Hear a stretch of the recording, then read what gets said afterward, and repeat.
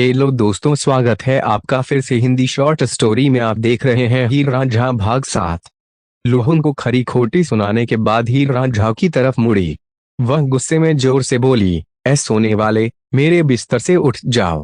कौन हो तुम और सोने के लिए तुमको मेरा ही बिस्तर मिला? मैं दिन भर सखियों के साथ यहाँ खड़ी देख रही हूँ। मुझे बताओ कि तुम घोड़े बेचकर क्यों सो रहे हो?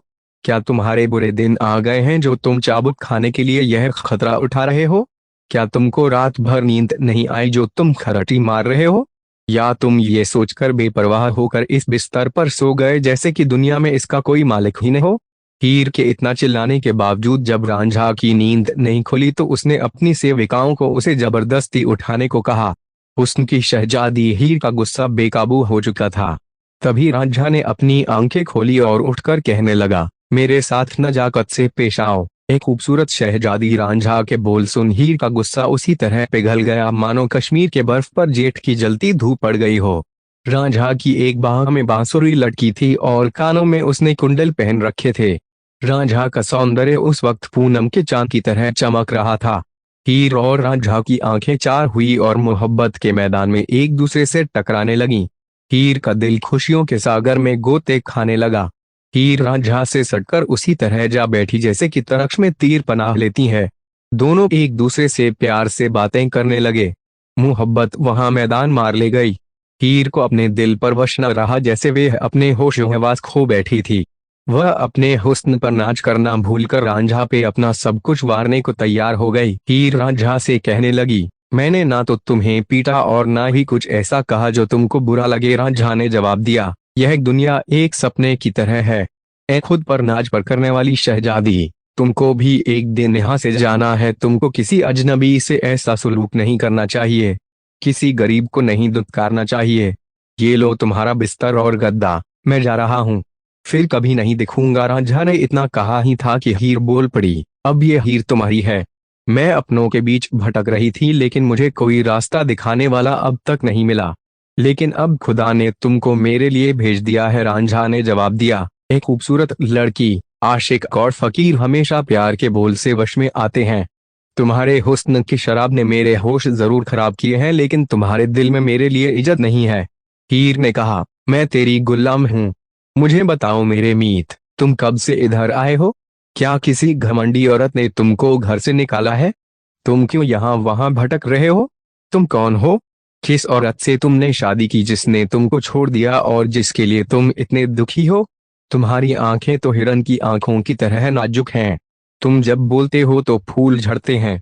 मैं तुम्हारी गुलाम हो चुकी हूँ। मेरे मितवा, क्या तुम मेरे पिता के यहाँ काम करना पसंद करोगे? तुमको भैंसों को चराना होगा। मेरे घर में तुम नौकर की हैसियत से रहोगे। क्या तुमको मेरी ये योजना पसंद है? रांझा बोला, मैं रांझा जात का जट हूँ, तख्त जारा से आया हूँ। मैं चौधरी मौजू का सबसे प्यारा बेटा था, लेकिन पिता के मरने के बाद मेरे भाइयों ने मुझसे सब कुछ छीन लिया।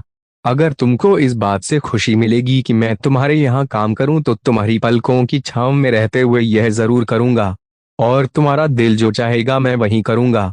लेकिन मैं तुमसे कैसे मिल पाऊंगा? तुम तो अपने सखियों से साथ मुझे अकेला छोड़ चली जाओगी और मैं तन्हा मरता रहूंगा। कोई उपाय बताओ। हीर ने कहा, मैं तुम्हारी खिदमत में हमेशा रहूंगी। रांझे और मेरी दासियां तुम्हारा हुक्म बजाएंगी। चार आंखों और होठों के मिलन के लिए जंगल से बेहतर और कौन जगह? मैं रिश्ते नाते दुनिया सबको भूल चुकी हूँ। हो सकता है इसकी मंजिल तो दो प्रेमियों का मिलन है। खुदा ने मुझे आशिक के रूप में तुमको दिया है। और रांझा ने जवाब दिया, हीर, तुम तो अपनी सखियों के साथ मौज करोगी और मैं तुम्हारी हवेली में उदास अकेला भटकता रहूंगा। कोई मुझ पर ध्यान नहीं देगा। मुझसे छल मत करो। अगर तुम सच्ची हो तो अपनी बात याद रखना। अजनबी को सहारा देकर एक दिन मुंह मत फेर लेना। हीर ने जवाब दिया, मैं कसम खाती हूँ रांझे की, अगर मैंने तुमको धोखा दिया तो खुदा मुझसे मेरे माँ बाप छीन ले। तुम्हारे बगैर मैं खाने की तरफ नजर तक नहीं उठाऊंगी। मैं अपना प्यार तुम्हारे सिवा और किसी को नहीं दूंगी। अगर मैं तुम्हारे सिवा और किसी को अपना पति चुनूं तो मैं अंधी हो जाऊं। रांझा ने फिर कहा, हीर, इसका रास्ता बहुत मुश्किल है। मेरा दिल उलझन में है। इस तलवार से भी ज्यादा खौफनाक है, जहरीले सांप के विष से भी ज्यादा जहरीला है। मुझसे वादा करो कि तुम सच्ची हो तो। हीर रांझा को सच्चे प्यार का यकीन दिलाकर अपने पिता चूचा के पास ले आई। पिता के सामने हीर रांझा के ठीक बगल में खड़ी हुई। हीर पिता से बोली, मेरे अबू, आपके खातिर मेरी जान भी चली जाए तो कम है। आपकी छांव में रहकर मैं इतनी खुश जिंदगी जी रही हूँ। मैंने आपके लिए एक चरवाहा खोजा है जो हमारे भैंसों की देखभाल कर सकता है।